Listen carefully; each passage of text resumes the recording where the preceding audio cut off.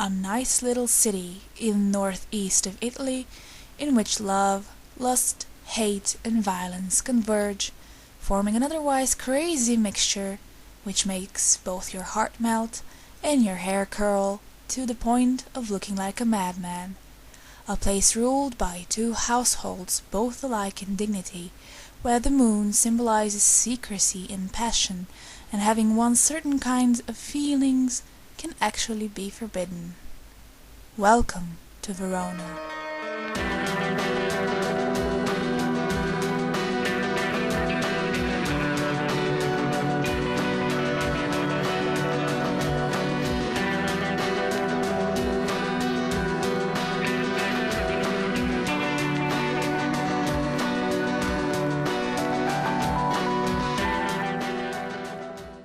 Hello listeners, this is Wilma S., your humble but quite attractive host speaking. Today's program will begin with a short notice from the City Council. The City Council and the Prince himself have decided to take drastic action to stop and prevent gang violence on the streets. As you probably remember, last week the city lost two of its finest young men, Mercutio and Tybalt.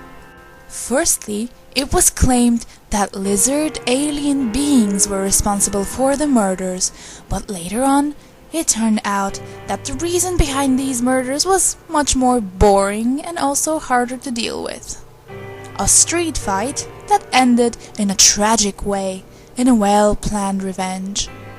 The City Council has voted upon the measures that were to be taken and decided to banish the person responsible for Tybalt's death from the boundaries of Verona.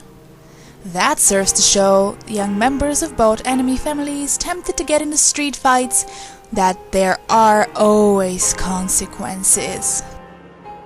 And now, the news. A secret wedding has taken place in Friar Lawrence's Ye Old Church between Juliet Capulet and Romeo Montague, which I was never invited to. Such a shame. Little was known about it until after the event itself.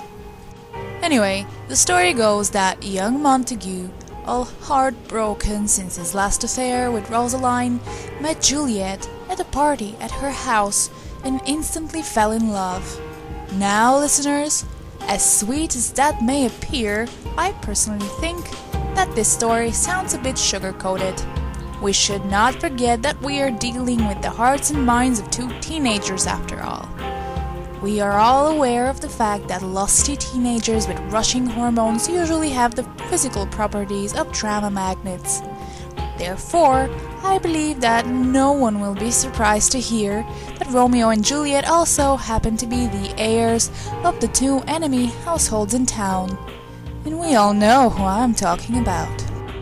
Tempted by the idea of the star-crossed lovers, Romeo and Juliet decided to go further than simply just dating and got married, not inviting me, the humble host, making parenting and control sound like marshmallow-tailed purple unicorns, or in other words, a myth.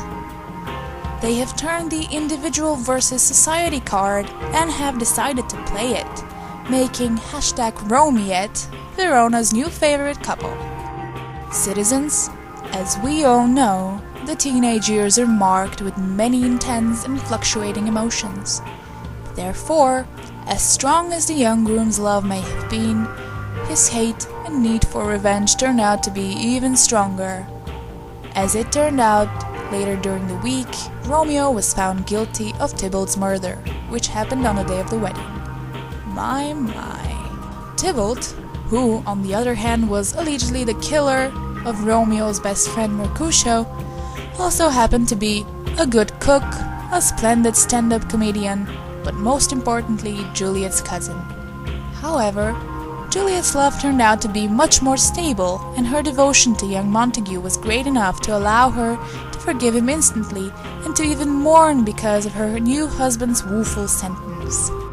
Her nurse has expressed her worries to our intern reporter, telling her that, and I quote, "This girl's crazy in love and she's gonna do something completely foolish. outrageous, I say. I cannot tell you what it is because I've sworn not to, and if I break my promise, I might just get eaten by the monster living under my bed. But as far as I'm concerned, she's out of her mind for Romeo, and the friar and I are trying to help her as much as we can, so that whatever recklessness she's about to commit, let it at least be under our supervision. Listeners, I promise you, but not in the way the nurse has done so, to keep you updated for any recent news on the matter. And now, a word from our sponsor. This month only, huge discounts. Buy tickets for every Globe Theatre performance at half the usual price. Now, since the Globe has been burned down, and a lot of people have screamed that night, the theatrical pieces will not be staged.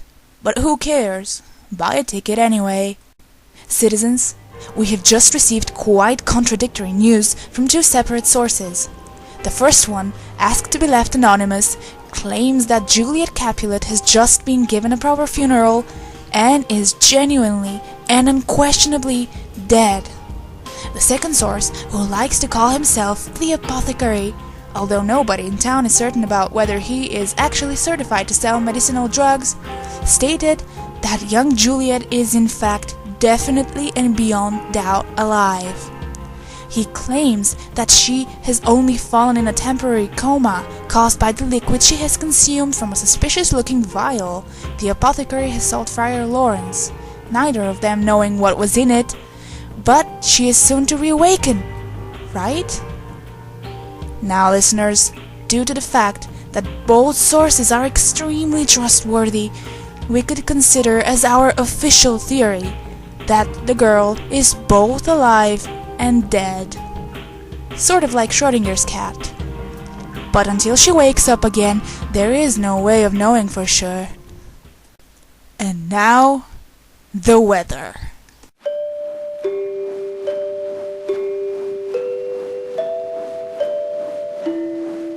Cross the oceans, cross the seas, over forests of blackened trees, to valleys so still we dare not breathe, to be by your side, over the shifting desert plains, across mountains all in flames, through howling winds and driving rains, to be by your side, every mile and every year. For everyone a little tear. I cannot explain this, dear, will not even try. Into the night as the stars collide, across the borders that divide, forests of stone standing petrified, to be by your side. Every mile and every year, for everyone a single tear.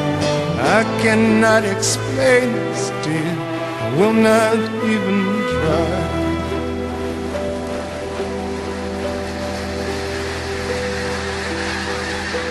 For I know one thing, love comes on its wings. For tonight I will be by your side, but tomorrow I will fly.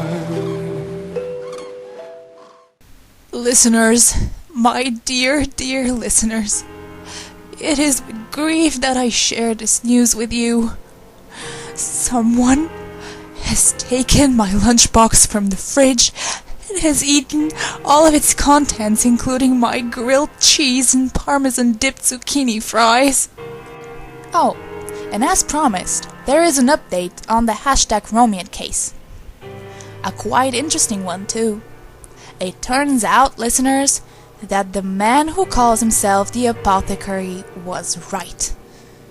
Juliet had ingested the substance contained in that suspicious-looking vial because she had a plan.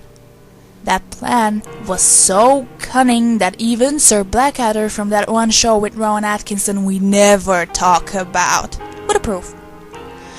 The plan was the following. She had to appear dead so that her relatives would lay her body in the family tomb, wherefrom her beloved would come and pick her up as her body functions returned to normal, and then they'd head straight to Ibiza, where they would party all day. However, here is where dramatic irony comes into place, because Romeo, who was banished at the time, was the only participant in the whole story not to know about the secret plan. Thus, he only read the local newspaper where a cute pink obituary with a nice epitaph was placed bearing Juliet's name. The male half of the teenage sensation duo, maddened by grief, instantly decided to take his own life, and as our weather forecast foreshadowed, in case some of you listeners didn't manage to get the hint, to lie down by her side. Citizens, I do not know how that boy who had gotten a black stamp on his passport and could not enter the borders of Verona legally managed to return to his hometown unnoticed by the prince's secret shadow police, which we should not know anything about. Forget everything you've heard about the secret shadow police. But he somehow sneaked into the Capulet family tomb and, believing that Juliet was dead, drank the contents of another one of the apothecary's suspicious vials and dropped dead. He obviously never listened to our radio show, or he would have heard the Schrödinger theory, listeners. Such a pity. Anyway, Juliet decided somewhere deep down in her mind that she wanted to be alive again, and she woke up, or perhaps the effect of the potion she had taken had worn off. However, the first option sounds much more credible. As she opened her eyes, listeners, she discovered that her beloved's incredibly handsome corpse was situated next to her, and she didn't even think twice.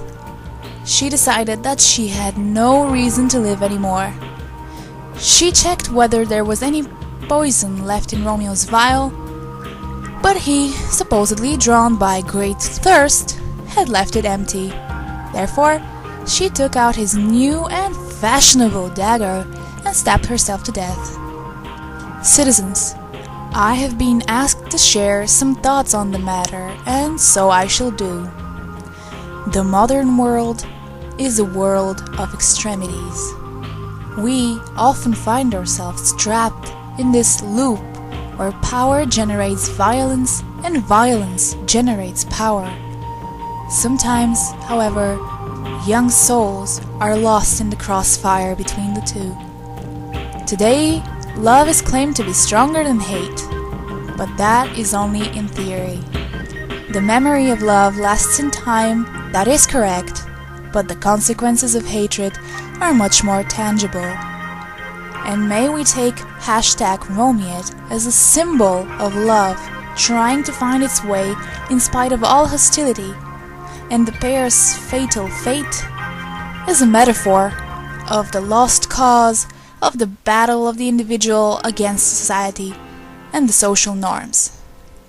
And in conclusion, I would like to say, whoever has taken my lunch from the fridge, may you be eaten by fire ants. Verona.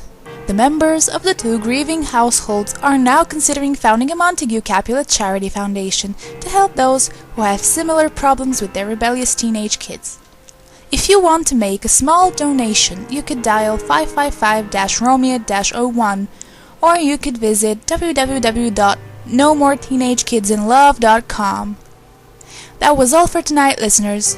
Stay tuned to 3 hours of cricket sounds mixed with manic laughter.